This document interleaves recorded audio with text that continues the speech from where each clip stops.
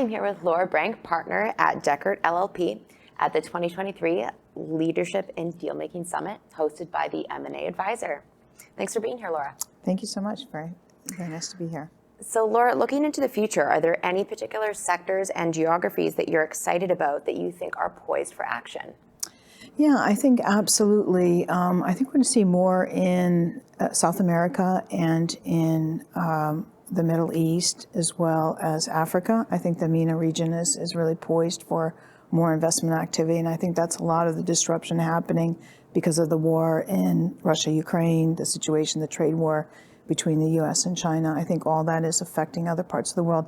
But in terms of sectors, I think TMT, technology, climate change, a lot of new technologies dedicated to that area, and also energy, renewable energy type of investments are going to continue to be very interesting for investors going forward. Right. And so one area of the focus of the summit today, which you just mentioned, cross-border activity, what challenges and opportunities do you see for international deal makers, more specifically, perhaps? It's harder to find great assets because the focus right now on ESG, there are a lot of economic sanctions that have arisen, both against China and Russia because of the war. And so there are a lot of compliance concerns, particularly with U.S. companies investing abroad, making sure that you're finding the right companies to invest in. It's a challenge, but it's also an opportunity because these are high growth areas, certainly higher growth area than the U.S. is currently, or Europe for that matter. But a lot of background work. A lot of background work. And it's in a lot of due diligence, yeah. Yeah, definitely.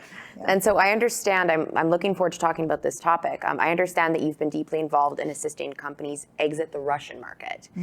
What are the challenges involved in helping companies to successfully sell their assets that are in Russia? Yeah, it's a huge challenge. I mean, this is something that's been going on from the day, the invasion occurred in February 2022. And I was managing our firm's operations in Russia and that part of the world. So I spent a lot of years in Russia helping companies to invest, and now I've been helping them to pull out. So it's been a real challenge to watch that. And the problem is really getting the value of the company out. And, a lot of companies are willing to pay that price because they have public pressures or their own moral reasons why they want to withdraw from the region, withdraw from Russia. But because Russia is so concerned about losing all that capital, they've put in place a number of capital controls, and they've also made it difficult for investors to leave by only allowing them to get 50% of the appraised value. And that appraised value is as of today's date.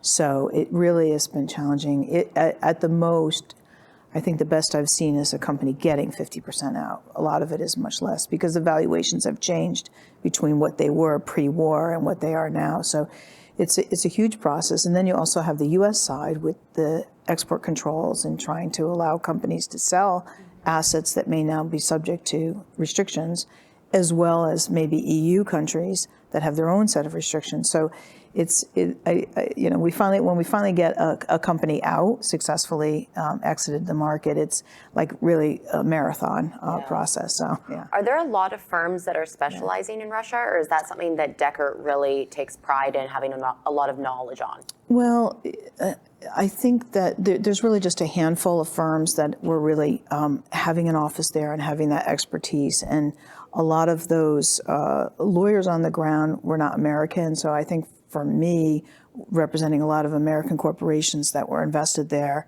I'm having probably doing a large portion of those exits that are occurring right now.